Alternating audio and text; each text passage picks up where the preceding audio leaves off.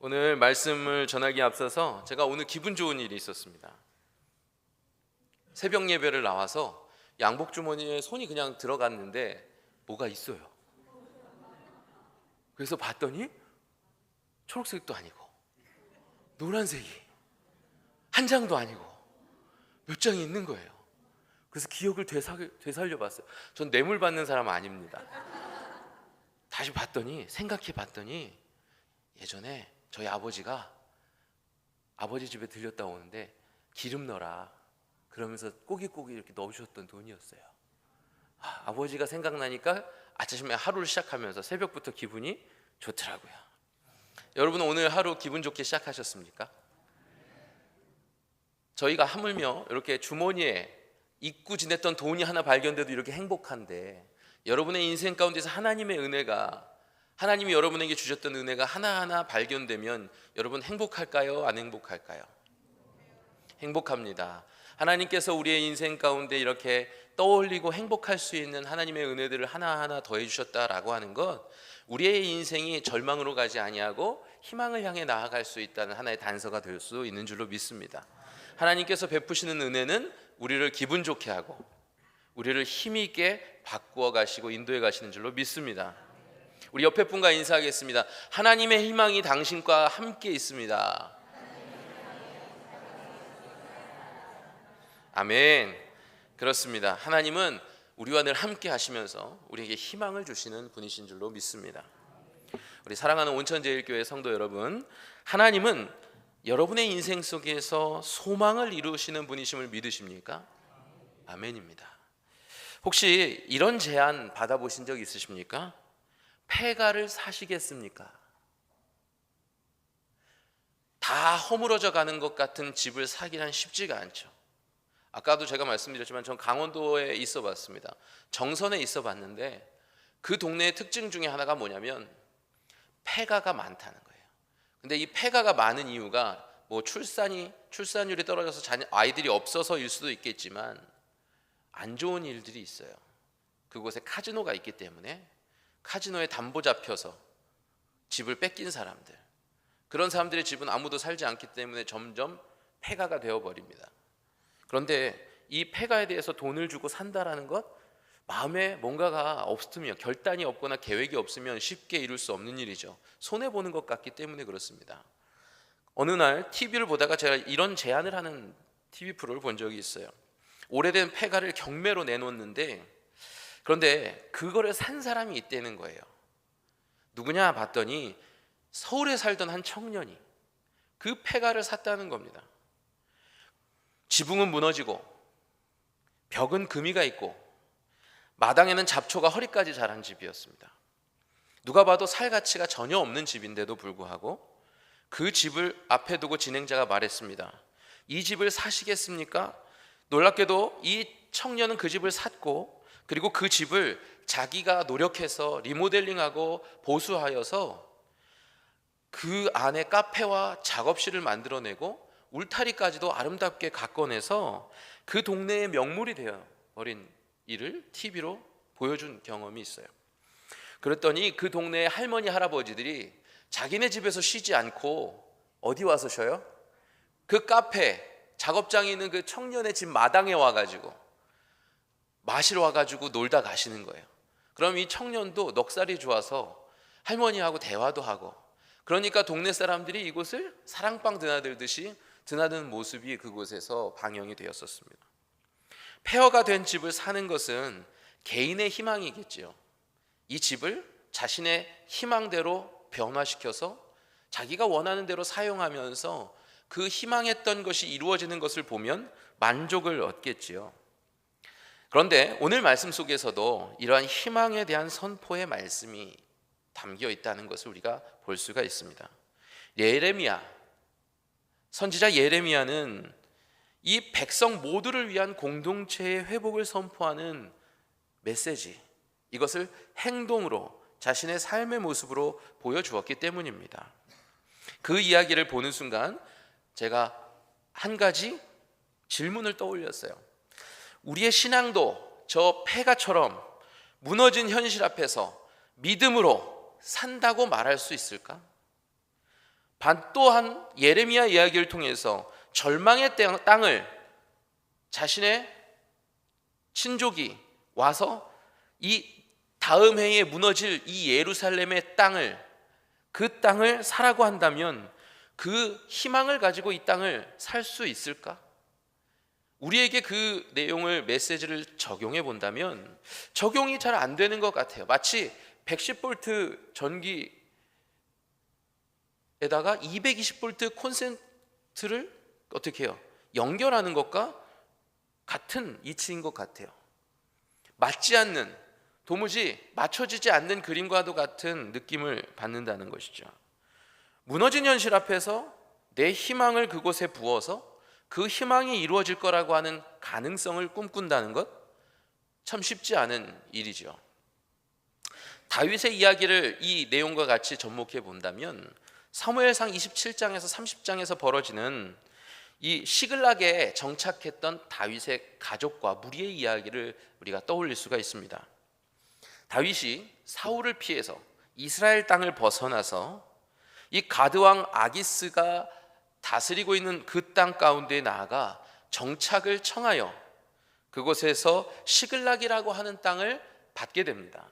그래서 그곳에 정착할 때에 아기스 왕은 이 다윗 왕을 좋게 봐요. 그래서 블레셋과의 전쟁 가운데에 다윗과 그 무리들을 참전시킵니다. 그러나 다윗을 좋아했던 아기스 왕과는 달리 수령들이 다윗을 함께 전쟁에 나아가는 것을 반대했습니다. 그리고 다윗과 그 일행을 블레셋 시글락 땅으로 다시 돌려보내죠. 그런데 돌아와 봤더니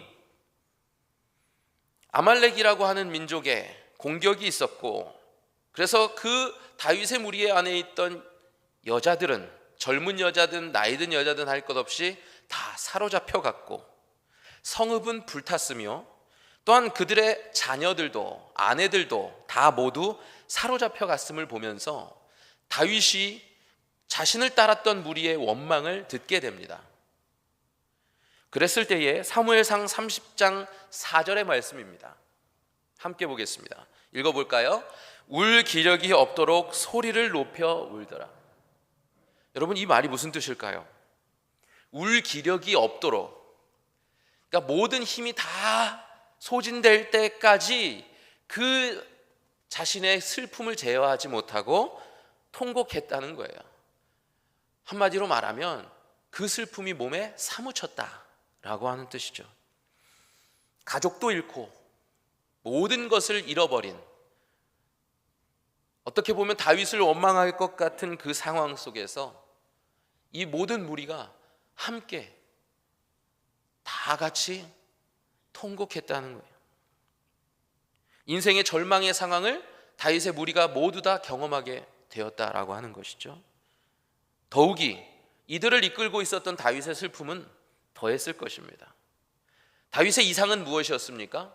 사울을 피하여 자신의 무리를 가지고 다른 곳으로 피하여서 그곳에서 새로운 희망을 꿈꾸면서 자신의 무리들이 번성하고 강성해지기를 바랬겠죠.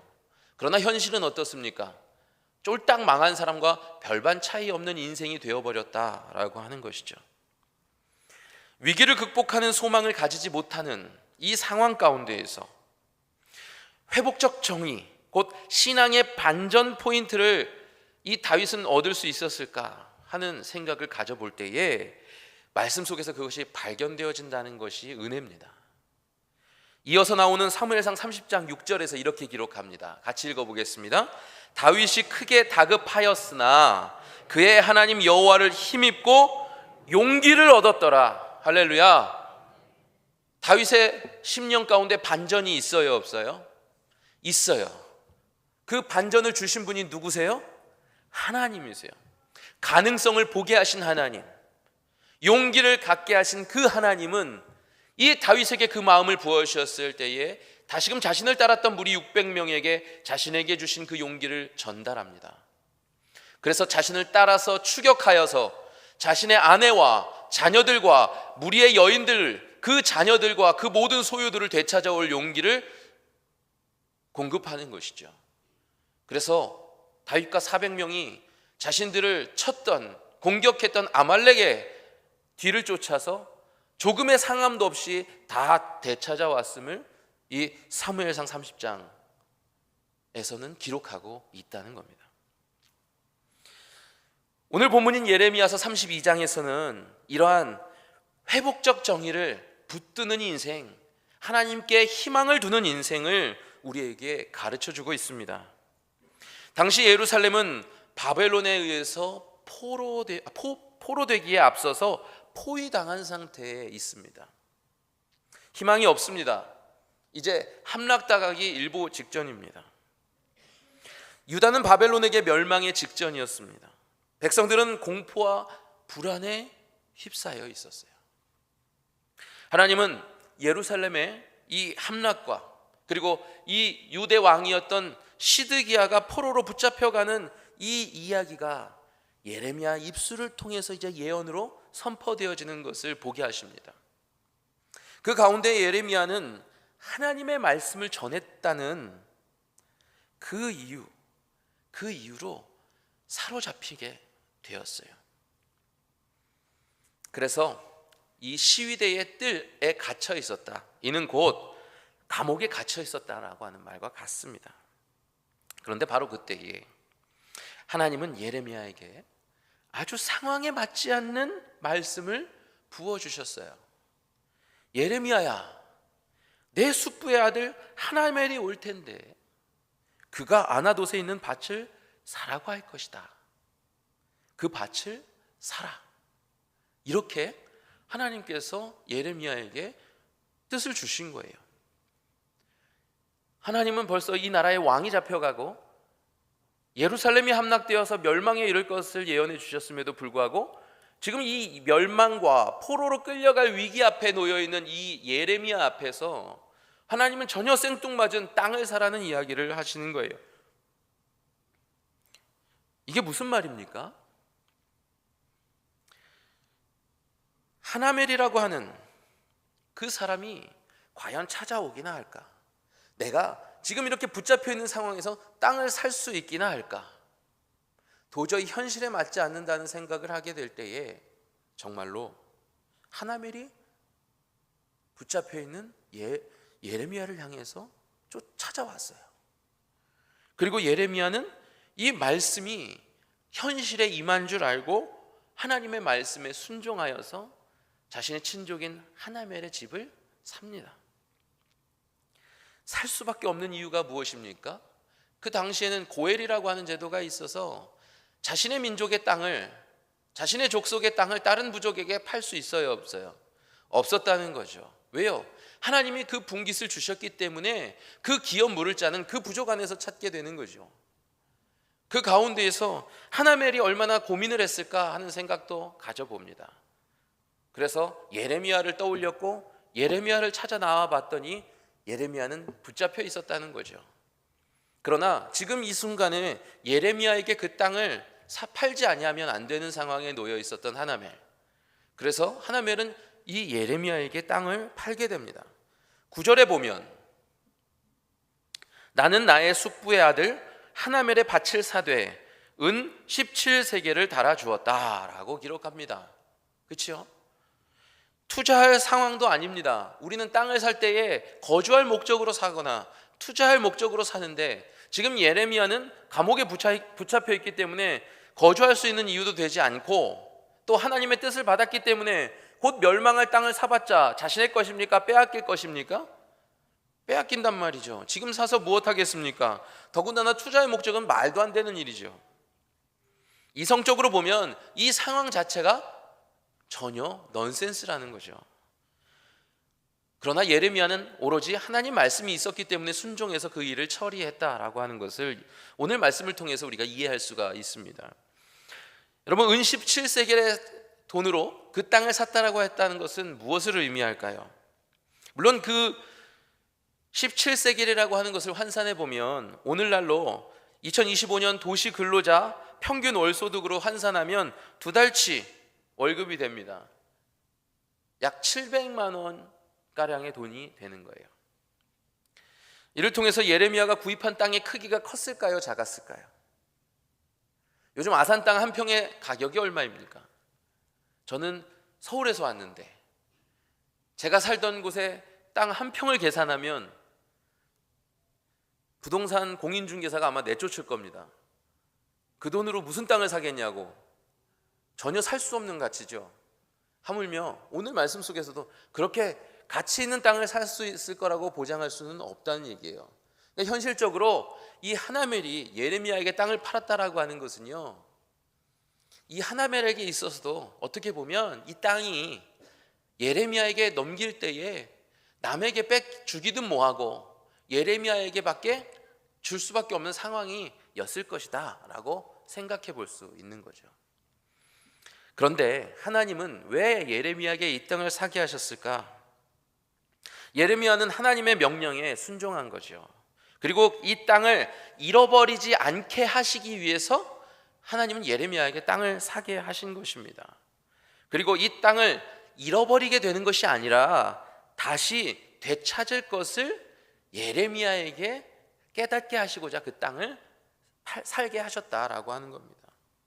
그리고 이 땅을 기억하는 동족들에게 있어서는 하나님이 그 땅을 사라고 하셨다는 이유는 바로 그 땅이 되찾음으로 인하여 잃어버리지 않음을 인하여 바로 소망이 될 수 있다라고 하는 것을 전해주기 위한 목적이다라고 하는 것입니다.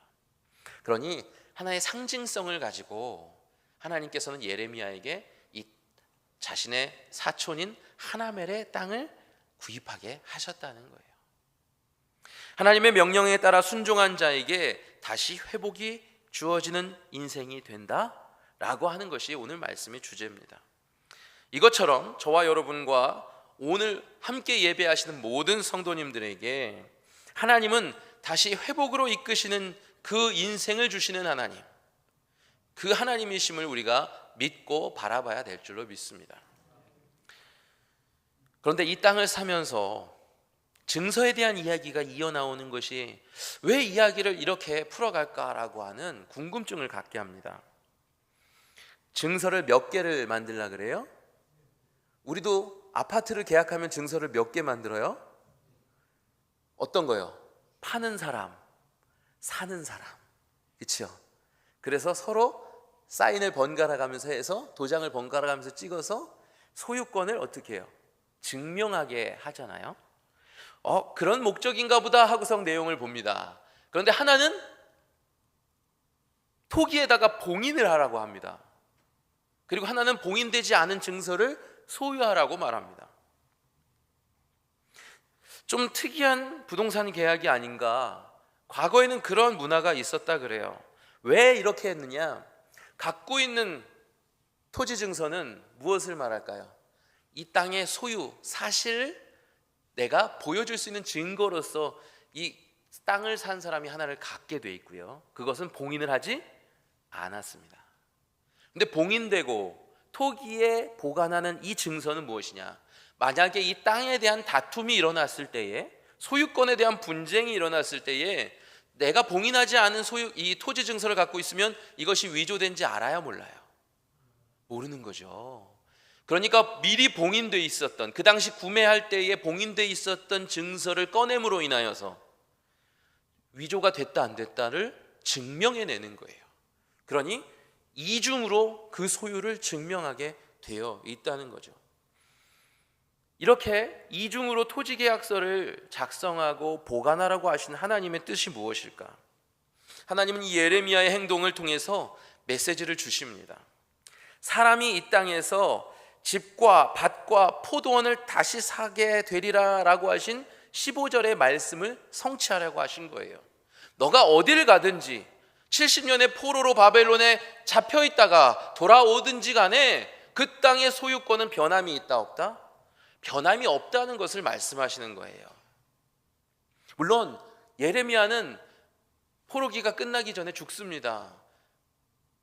고향의 땅에서 죽는 것도 아니고 바벨론에서 죽는 것도 아니고 애굽 땅에서 죽임을 맞이하게 되지요.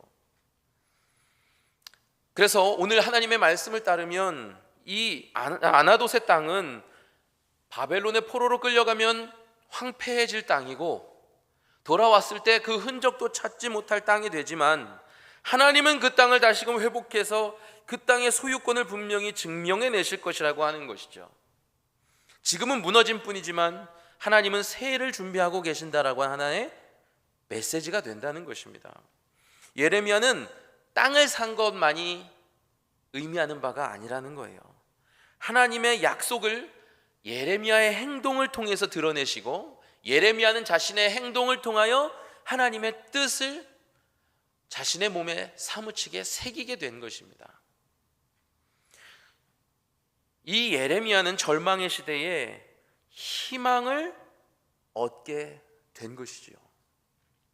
이 절망의 시대, 이제 예레미야에게 앞에 펼쳐질, 유대 백성들 이스라엘 민족 가운데 펼쳐질 이 절망의 시대, 절망의 시대의 모습을 잠언 19장 3절에서 보여주고 있습니다.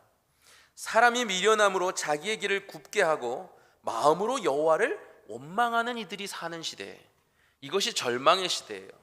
하나님이 나의 인생 가운데 개입할 것을 소망하지 아니하고, 하나님께서 그 모든 것 가운데 하나님의 백성을 돌보시고 인도하실 것이라고 하는 약속을 믿지 아니하고 소망하지 아니하는 시대.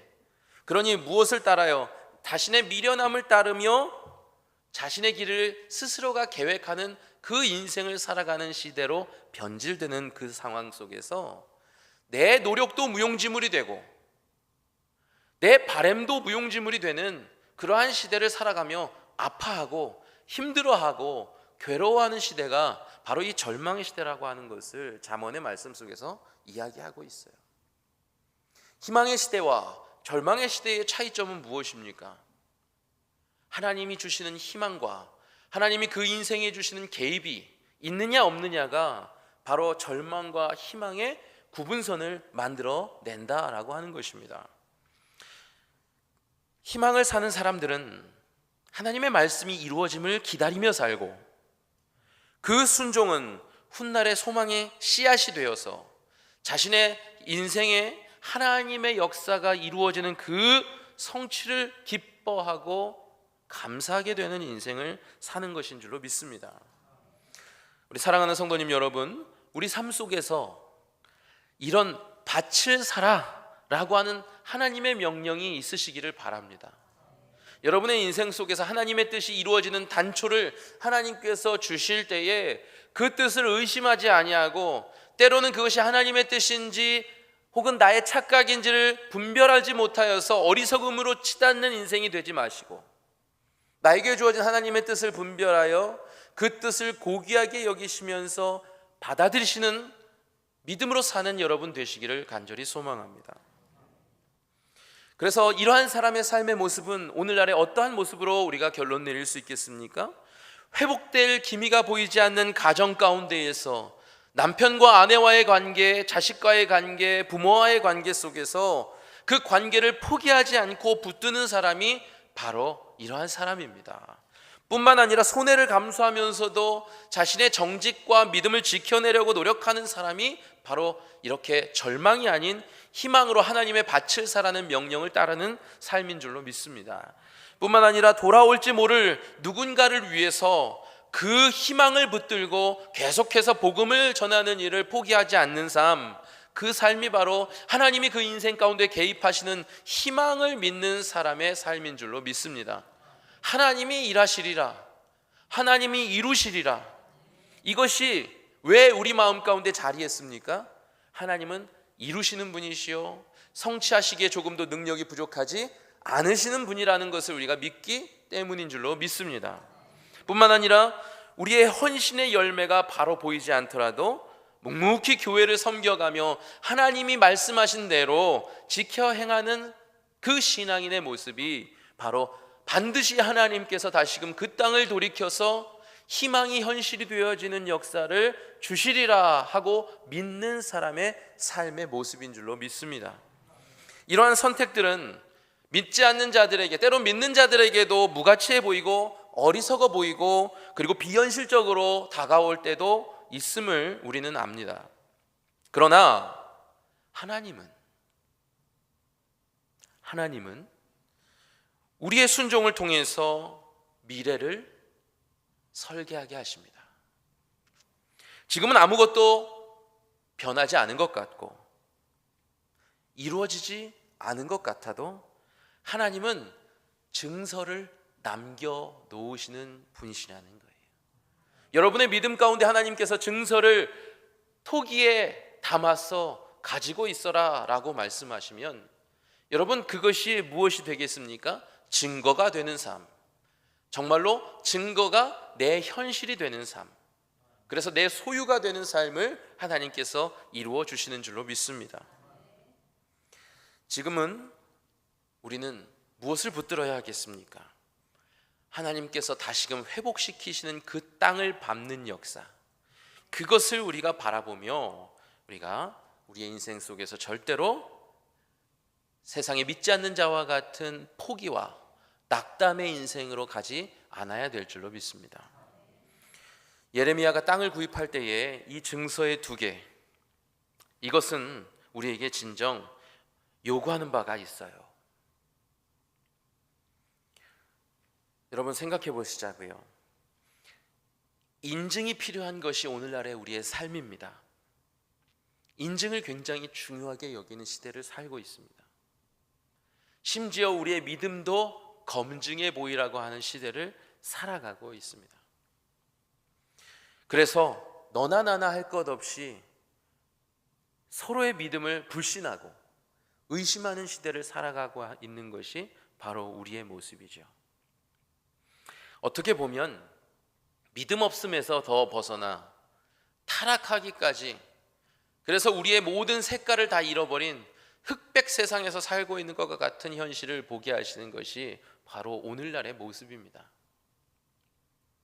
여러분, 일본의 근대화를 여러분 아실 것입니다. 그래서 실제로 일본에 여행을 가보시면 주택가가 화려하지 않아요. 대부분 색깔이 모노톤으로 되어 있습니다. 마치 흑백 TV를 튼 것 같은 현실이 바로 눈앞에 펼쳐지는 것을 경험하게 되는데요.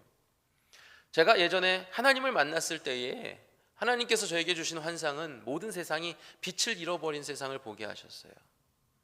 모두가 다 타락했고 모두가 다 무너졌고, 그래서 그곳에서 변질되어져 있는 하나님이 지으신 형상을 다 잃어버린 동물처럼 본능만을 쫓아서 살아가는 모습을 보게 하셨어요. 서로가 먹고 먹히는 현실, 그래서 자신의 이익을 탐닉하면서 남의 것을 가지고 자신의 만족을 채우려고 하는 그 삶의 모습을 보게 하실 때에 안타까움이 이루 말할 수 없었습니다. 서로가 서로를 믿지 못해요. 어떠한 증거를 내놔도 믿을 수 없는 시대를 살아가는 거예요. 그런데 하나님은 오늘 이 봉인한 토지 증서와 봉인하지 않은 토지 증서를 통해서 우리에게 이야기하십니다. 우리가 신뢰하지 못하는 이 현실 속에서 살아가는 그 아픔을 하나님께서 헤아리시고 알고 계신다라고 하는 거죠. 여러분, 자신을 돕고 있는 이 비서 바룩에게, 서기관 바룩에게 이 토지 증서 2개를 다 맡기게 됩니다. 예레미야는 그리고 여전히 갇혀 있는 현실에 매여 있지만, 여러분, 예레미야의 마음이 어떻게 바뀌었을까요? 하나님의 예언이 있기 전과 하나님의 말씀이 나를 통해서 이루어진 다음에 예레미야의 마음은 어땠을까요? 하나님의 뜻이 나에게 이루어졌고 그것에 대한 증거가 이미 바룩에게 증거되어졌고 전달되었기 때문에 예레미야는 하나님이 나에게 임하신 것을 증명할 수 있어요, 없어요? 있잖아요. 그렇기 때문에 이 육신적으로는 매여 있고 갇혀 있을지는 모르겠으나 예레미야의 마음은 바뀔 수 있었습니다. 만족으로 바뀔 수 있었다는 거예요. 그리고 기쁨으로 바뀔 수 있었다라고 하는 것입니다. 하나님은 내 지금 현실만을 그곳에만 매여 있는 존재가 되지 않도록 하시고 현실을 넘어서 하나님의 계획을 바라보게 하시는 은혜가 있구나. 마치 갑갑한 마음을 뻥 뚫어서 그 안에 환한 햇빛이 들어오는 것과 같은 느낌을 받게 하시는 역사가 예레미야에게 있었다는 거죠. 현재와 미래에도, 그리고 나와 동시대의 사람들뿐만 아니라 다음 세대에게도 하나님은 자신의 역사와 그리고 그 백성에게 이루시는 계획이 계속해서 이어지고 있구나라고 하는 것을 어떻게 해요? 자신에게 증명해 주신 하나님께 기쁨과 감사를 올리게 될 수 있었던 사건이라고 하는 것입니다. 하나님께서 행하셨고, 그리고 하나님께서 역사하실 이 하나님의 섭리에 대해서 변하지 않는 확실한 증거를 예레미야에게 보게 하셨던 것이죠. 누가 그 땅을 인정하지 않아도 이제는 소용없습니다. 괜찮습니다. 그 땅에 대한 소유권을 거짓이라고 위증하여도 소용없습니다.